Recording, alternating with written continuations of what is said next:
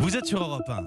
La libération de la parole, les dossiers d'inceste et un cas qui a fait couler beaucoup d'encre. Colline Berry, fille du comédien Richard Berry.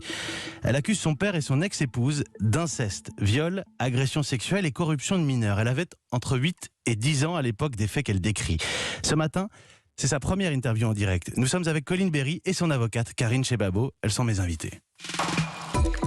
Le tête-à-tête. Mathieu Béliard. Bonjour à toutes les deux. Bonjour. Et merci d'être en studio avec nous. Alors, je le disais, c'est votre première interview en direct, c'est sur Europe 1 ce matin, je vous en remercie. Vous avez préféré être accompagné de votre avocate, simplement d'un mot ce matin, pourquoi ? Ça vous rassure ? Oui, effectivement, je suis pas rompue à cet exercice-là du tout, oui, ça me rassure.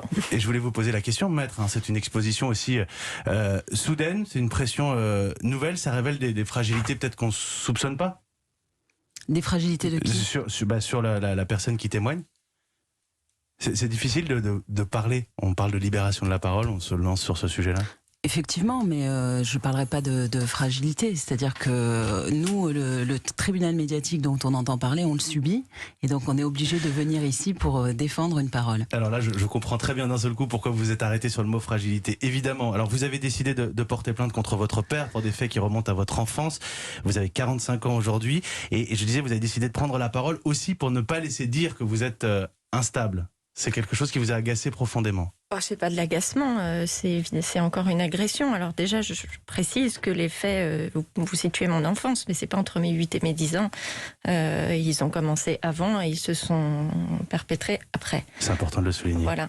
Et oui, instable, si vous voulez, c'est encore une fois essayer de me dénigrer, de me faire taire, voilà, ça pourrait être instable, mais ça pourrait être aussi une autre qualification, mais voilà, je ne fais pas du tout la sensation d'être instable.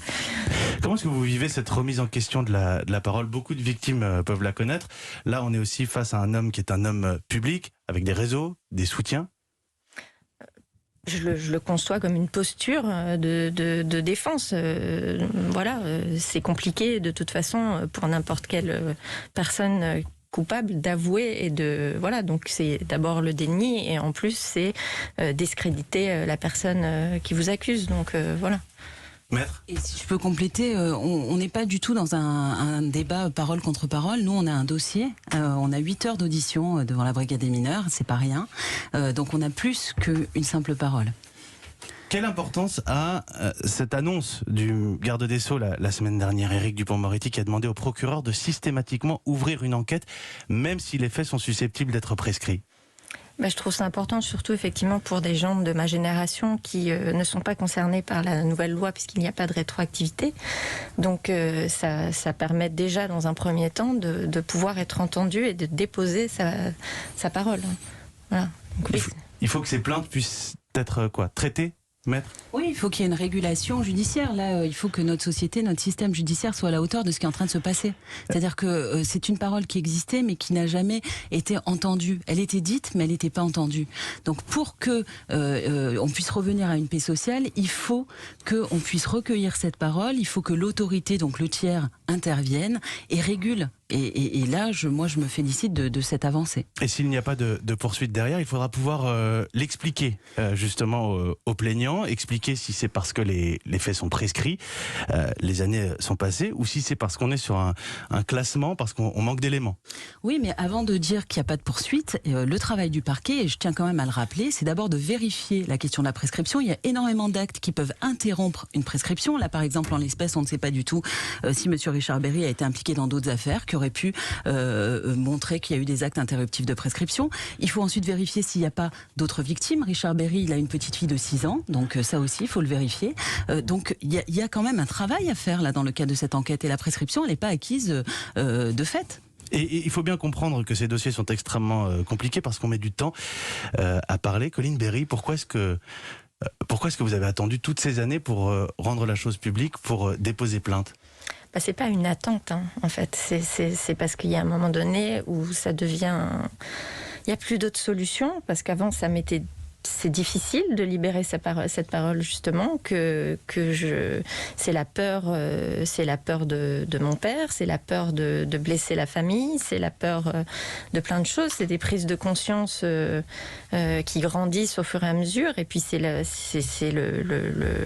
continuum d'une souffrance qui ne fait que s'additionner avec les années, et qui fait qu'à un moment, ça devient plus possible. Ouais. Vous avez parlé de besoin vital de porter plainte. Je vous cite, c'est quasiment une maladie que vous décrivez. Vous parlez de douleur, bien sûr, d'effets secondaires. C'est un ressenti physique. Ah là, oui, ça a été un moment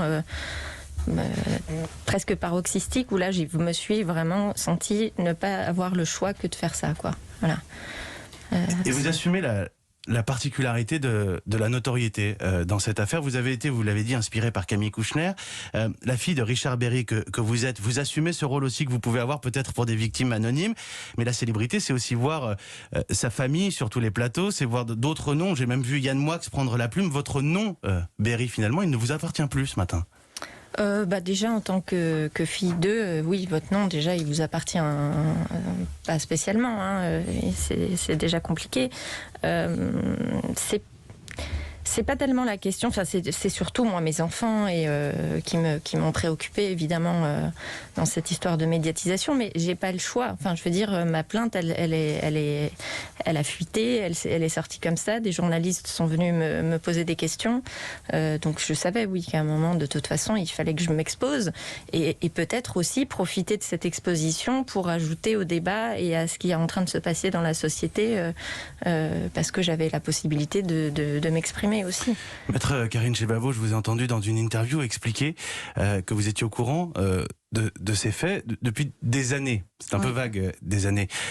Qu'est-ce qu'on conseille à une victime dans ces cas-là? De se dépêcher d'aller porter plainte? On respecte aussi son silence? Comment ça marche quand on est dans ce silence-là et dans ce secret-là? Alors, la première des choses à faire, c'est justement de l'informer sur l'état du droit et ses possibilités qui sont les siennes. Je voudrais préciser une chose, c'est qu'en matière d'inceste, l'enfant, quand il est abusé, il n'a pas la capacité de comprendre ce qui est en train de lui arriver. Et c'est pour ça qu'il faut du temps. C'est-à-dire que quand on a 6, 7, 12 ans, en fait, on croit que c'est normal ce que fait papa. On pense que c'est comme ça dans toutes les familles. Et il faut qu'on ait 17, 20 ans, qu'on ait éventuellement son premier enfant quand on est une femme pour réaliser. Et il y a tout ce chemin-là à parcourir. Et donc moi, en qualité d'avocat, bien évidemment, c'est aussi un travail d'accompagnement. C'est-à-dire qu'il faut que ma cliente, que ça vienne d'elle, qu'elle soit prête à agir en justice. Colline Berry, dans vos souvenirs, vous avez cru que c'était normal ce que vous viviez? Certaines choses, oui. Oui, je ne voyais pas en quoi c'était déconnant. Oui, c'est le recul, c'est parfois en allant tout simplement chez mes amis et en voyant bien que les parents de mes amis ne se comportaient pas de cette façon, en voyant aussi la réaction de mes amis quand ils étaient avec moi chez mon père. C'est une prise de conscience progressive après sur la mesure de la gravité de ce qui s'est passé. C'est surtout avec d'une psy que j'ai réussi à poser des mots dessus, parce qu'entre ce que je ne supportais pas et ce que j'ai cherché à éviter en refusant de voir mon père quand j'ai eu 10 ans, mais il y a plein de choses dont je ne mesurais pas, oui, la gravité. Oui. Cette interview, vous le savez, c'est votre, je le disais, première prise de parole en direct. Cette interview, forcément, elle va lui arriver aux oreilles. Vous lui dites quoi ce matin ? Je lui dis quoi?